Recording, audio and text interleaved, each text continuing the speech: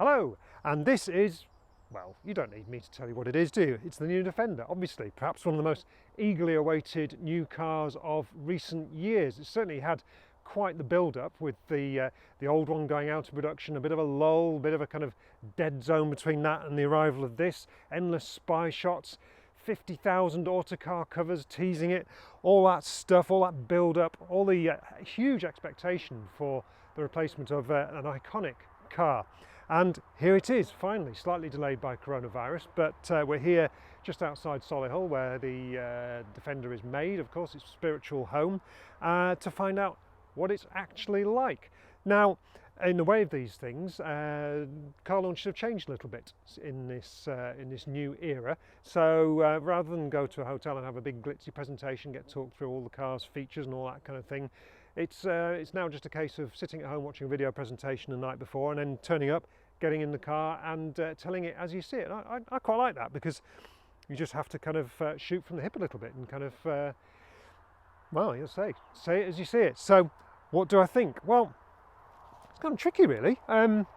It's either really cool or a bit cheesy, and I haven't quite made my mind up yet. And I'm thinking of things like Mercedes G-Wagon, or maybe the Ford Bronco and stuff like that, and you look at those and straight away you think, yeah, that's cool, I get that. This is a little bit more complicated. It's either kind of a very honest modern reinterpretation of Defender values, or it's just a bit of a kind of cheesy homage, and I'm not entirely sure. So we'll see how that goes. I mean, quite often I find, like, with the best albums, the first time you listen to them you think, not sure about that, and then kind of 2 or 3 listens and you think, actually, this is genius. We'll have to see if the same happens with this Defender. But this particular one, with its kind of stick-on snorkel, its tread plates on the bonnet, all this kind of stuff, it's perhaps wearing its heart on its sleeve a little bit in terms of its kind of Defender-ness. But we shall see, we've got this kind of possibly slightly tacky extra luggage on the side of it, spare tyre on the back in true Defender fashion, of course, just in case you'd forgotten what it is. Defender, it certainly hammers that point home. We've got the big side hinged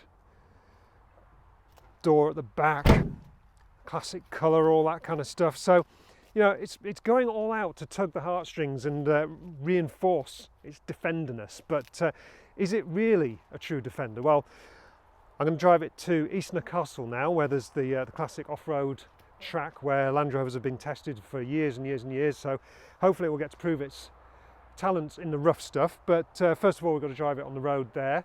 So that's really my chance to kind of get to grips with it and find out what it's like as an all-round car as well. So without further ado, let's hit the road.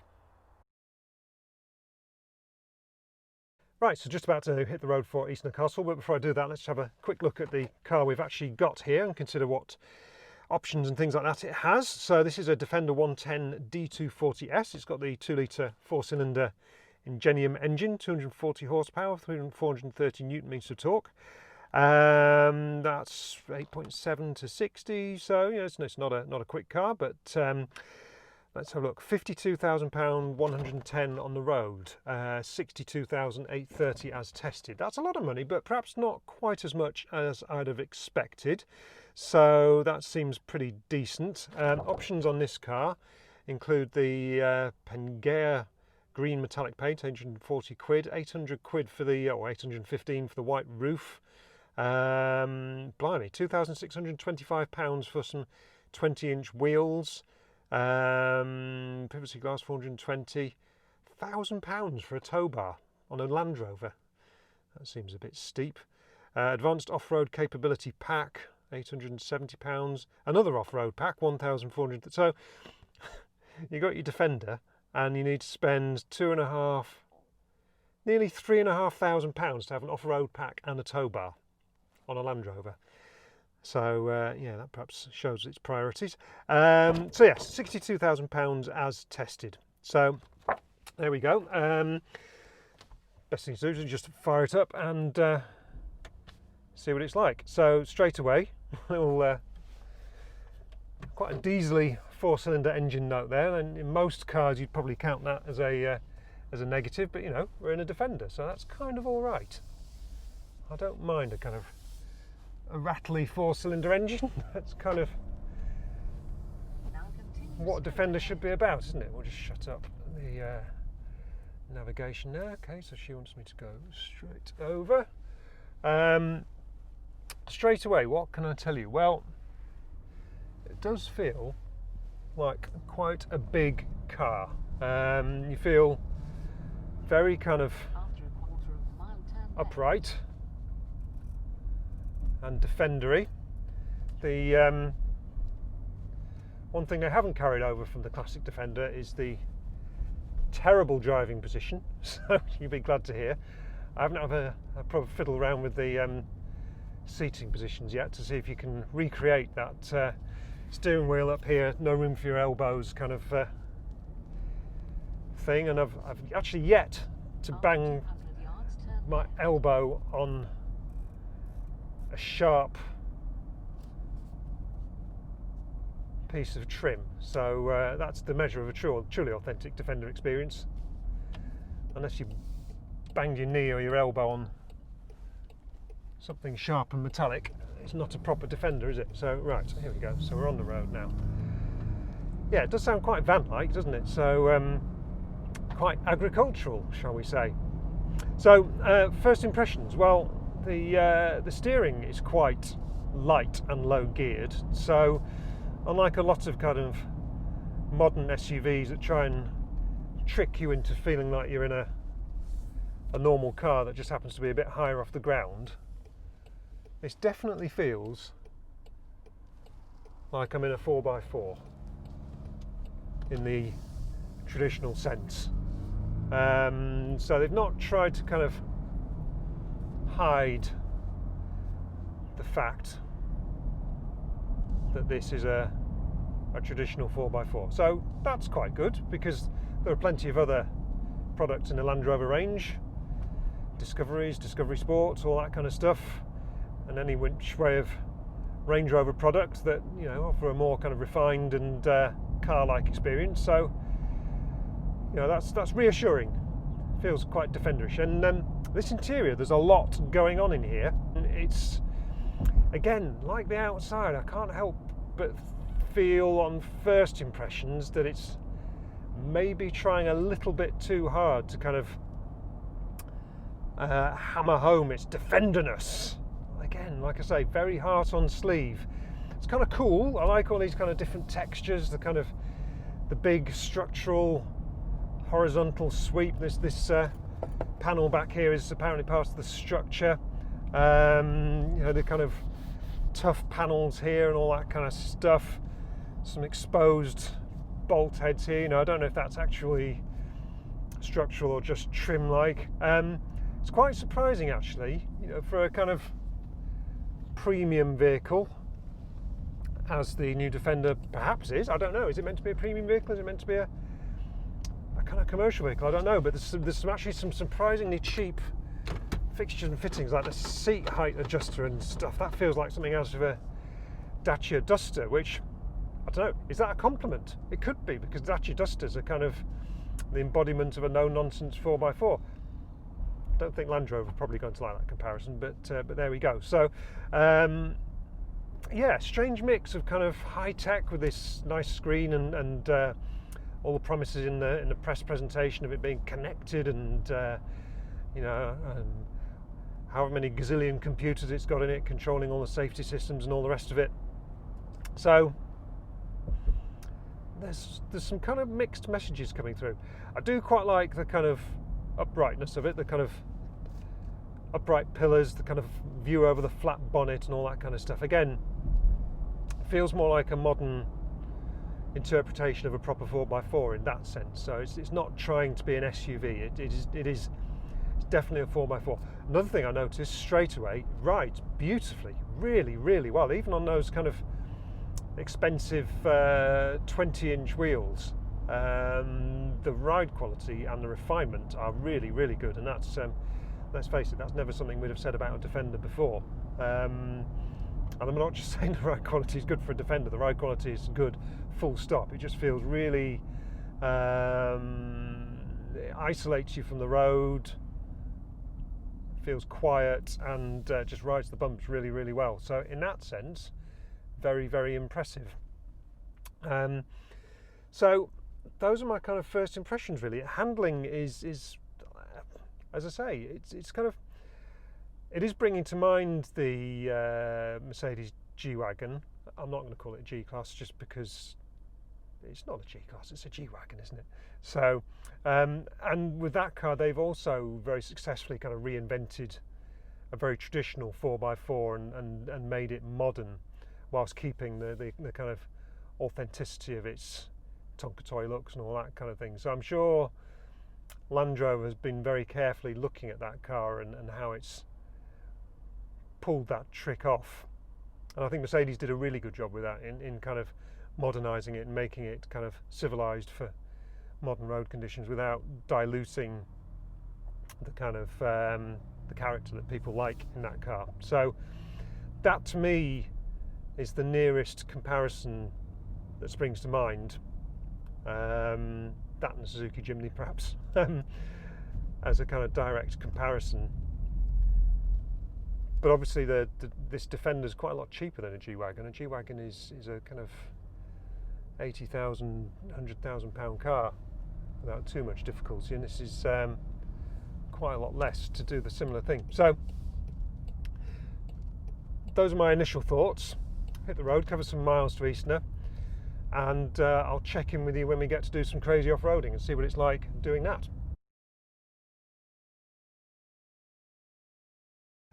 Okay, so having driven the new Defender on a bit of motorway and some back roads, now it's time, in the words of a well-known TV show, to let's off-road.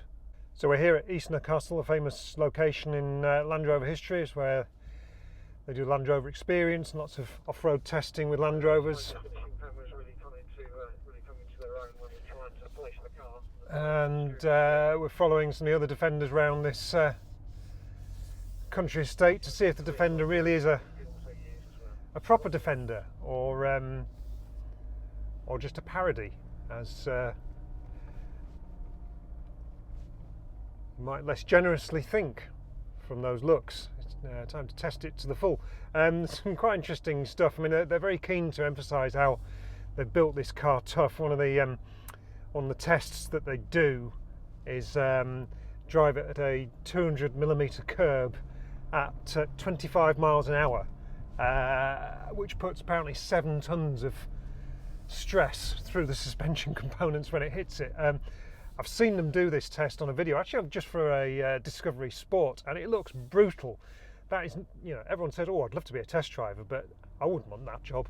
Driving a Defender at 200mm curb at 25 miles an hour, that must just, even with the quality of the suspension this thing has, that must be a pretty brutal experience. So I'll leave that one to the professionals. But suffice to say, if you do want to drive your Defender at a massive curb at nearly 30 miles an hour, it will take it. But here we are, just pottering through the woods near Eastnor. So in the way of these things, I've got low range, so it is a proper Land Rover in that sense. I've got diff locks, I've got variable height air suspension, so I've switched my to my mud and ruts setting, and one of the nifty features is this camera system, which means I can see where my wheels are.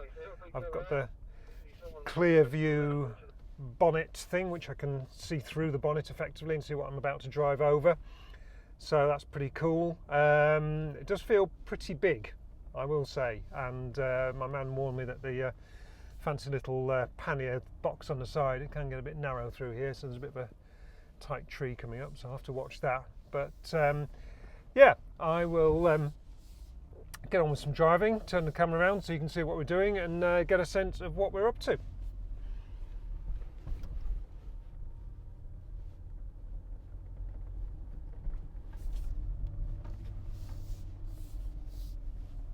Right, so here we are doing some mud plugging in Eastnor. I thought I'd switch camera views to give you a sense of what's going on. Up in front of me, it's quite a dry day, so there's not a lot of mud around, but I can imagine this will get quite intense in the depths of winter. Not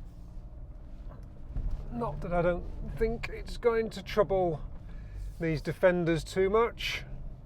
We've got some decent, not full off-road tyres on, but kind of all condition tyres. It's quite interesting following a car on a run like this, because you can see what the suspension's doing. You can see all the axle moving up and down. Obviously now on a Defender it's independent suspension, not a good old live axle like the old days, but with the air suspension and all the other systems, it seems to work pretty well. You'll see here I've got my screen here, and that's got information about what the suspension's doing, whether the diffs are locking up, all that kind of stuff. You can also see my off-road cameras and stuff there, which are pretty handy. Now, terrain response has been something on Land Rovers for a long time now in various guises. You used to have a kind of big twirly dial in the middle here. Now, these two central rotary dials mainly control the heating, but you can co-opt them into other functions as well. So if you press that there, and then you can just twirl the knob there to go into the different programs: sand, rock crawl, mud and ruts, grass, gravel, auto. I think mud and ruts seems appropriate, doesn't it? And in low range as I am now, I've got the hill descent works automatically. You can see there what my target speed is, and I just adjust it with the cruise control rocker switch there, and it'll just hold me at the downhill speed of my choosing. It's all pretty simple really. There's no manual diff locks to engage as there were in old Defenders, you know, the old second gear knob down here and all that kind of thing. None of that. It's just pressing buttons and letting the computers do the work. So not very much like an old school Defender in that sense, but it is seemingly in the way that it goes through the mud. Right, so we'll got a bit of a testing section here, so I'm going to crack on with that and see how we go.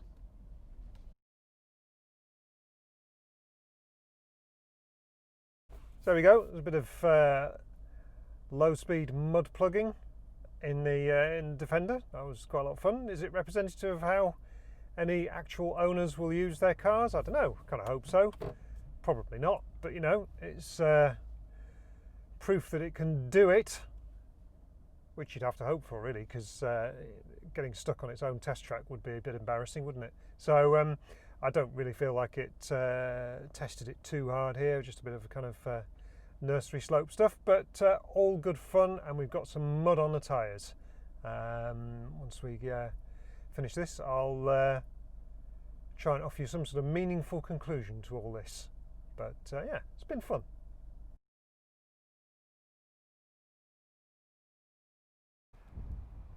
So there we go. That is the new Defender, finally out on the road and here in the mud around Eastnor Castle. What do I think? Well, it's an interesting one. I'm still not feeling that instant kind of emotional tug, perhaps the way I did with the Suzuki Jimny, which I just thought was awesome. But then, much as we would have liked the new Defender to have been like a bigger version of the Jimny, it was never going to be that, was it? It had to be a bit more sophisticated, a bit more SUV-like, and I really feel for Land Rover, because it's a very, very difficult balance to strike, especially with that huge heritage and those passionate fans and all that kind of thing. What this car will live or die on is not its ability in the mud, how many connected features it's got, whether it's, you know, good for the family, good for the dogs, all that kind of thing. What this car will live or die on is whether it's cool. And right now, I'm not sure. I want to like it, but at the same time, there are elements of it which are perhaps just a little bit too try-hard for me. So we'll see. I think it's like I said at the beginning, it's like that that favourite album that took a few listens before you really got into it, because there's so much to this car to take in, and really a lot more than we can appreciate in this short test drive. So I don't know. Maybe with a few more miles and a bit more time at the wheel, I'll start feeling the love. But right now, I'm still not quite sure.